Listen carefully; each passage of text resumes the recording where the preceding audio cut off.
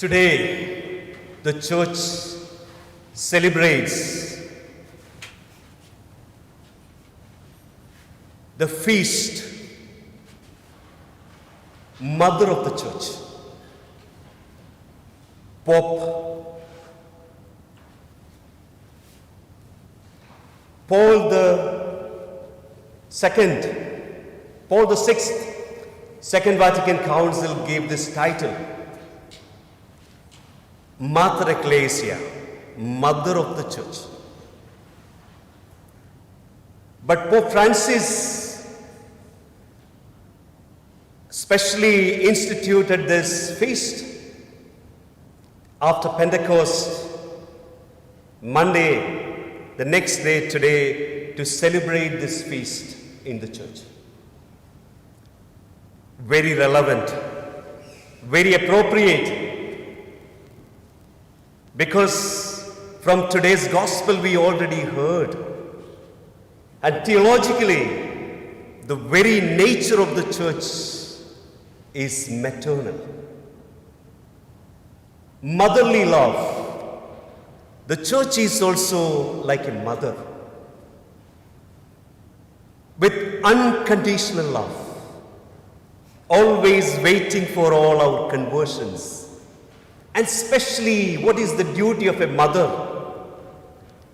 Mother is especially forming us, preparing us, teaching us, and presenting ourselves. That's what the life of our Blessed Mother, she did.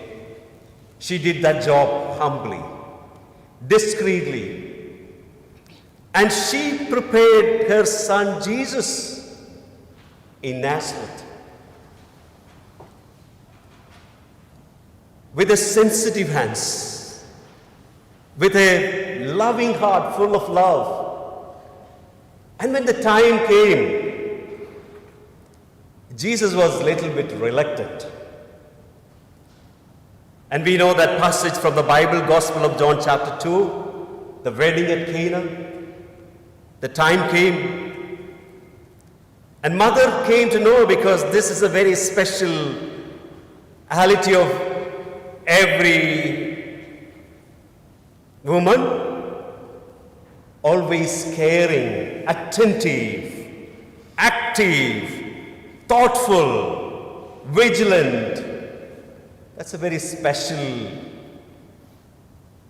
gift God has given to all women, especially mothers. So she just came to know they're running out of wine. And immediately she just came and said to Jesus, "Son, look, they have no wine."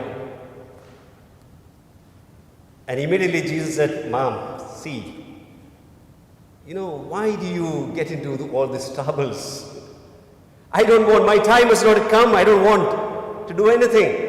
But there we immediately beautifully see that. One way we can see that, the humility of our Lord and his reluctance to enter into his public official life. On the other hand, Mother Mary was not thinking, "Oh, let me just keep my son for me forever." Sometimes we do that, we are selfish. But instead, she knew that. Now this is the time, right time. Now I have to present my son. And she was not answering to son, hey, no. There's no argument. But she already said to the servants who were doing the job, said, "Hey, now do what he tells you." It's a divine command.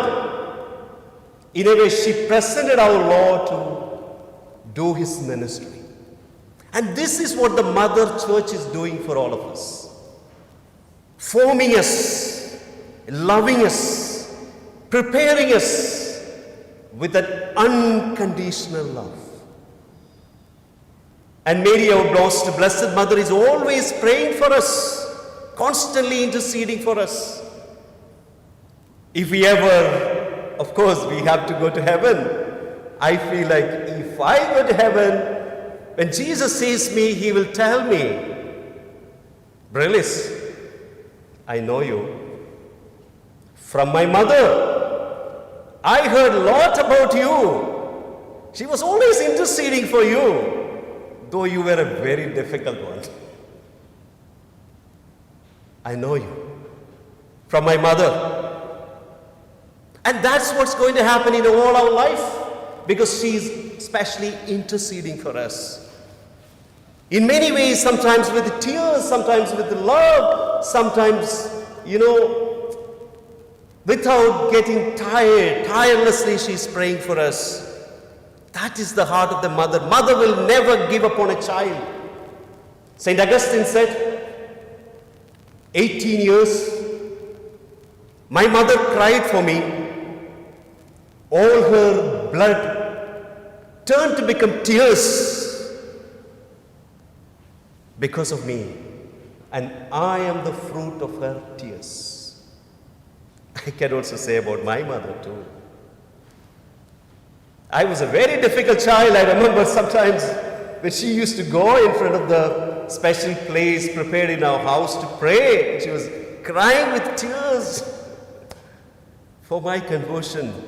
And I'm sure that I am the fruit of her tears too. So, my dear brothers and sisters in Christ, that motherly love we have to experience as we are celebrating this great feast, Mater Ecclesia.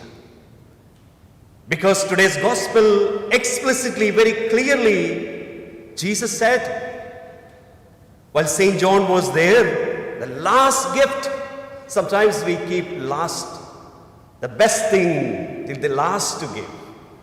And the last gift, and Jesus said, first, he said to his mother, woman, behold your son. St. John was representing the whole church for all of us. And Jesus said, woman, behold your son. Then he said to the disciple, behold your mother. It's amazing. It's very scriptural. This feast is very scriptural, rooted. And we have always two mothers, biological mother and a spiritual mother. And our Mary, our Blessed Mother, is our spiritual mother. And we need her always. Always.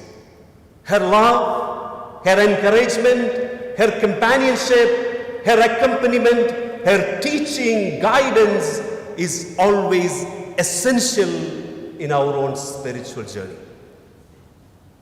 For that we have to pray especially today. And we learn so many wonderful things from our Blessed Mother. The greatest theology we learn. I remember once I was walking with one of my close friends, Archbishop, is one of the Vatican diplomats in Rome. We used to go every Sunday, we used to go for a walk. And one day, we had an interesting conversation came. And during the conversation, very important subject came. He said to me, you know, Brillis, I have many different degrees, doctorates, but you know the greatest theology I have ever learned from my mother. Then he's not saying anything. Very moved. And he said, now we have to sit somewhere.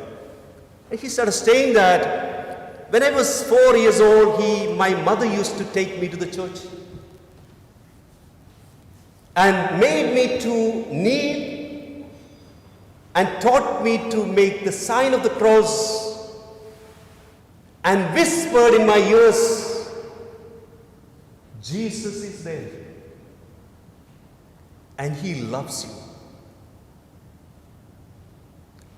After all these many years, this bishop said, that's the greatest theology I have ever learned. My dear brothers and sisters in Christ, if we truly want to get the heart of Jesus. If we truly want to understand our Jesus, there is no other way. There's no shortcut, but our Blessed Mother is the way.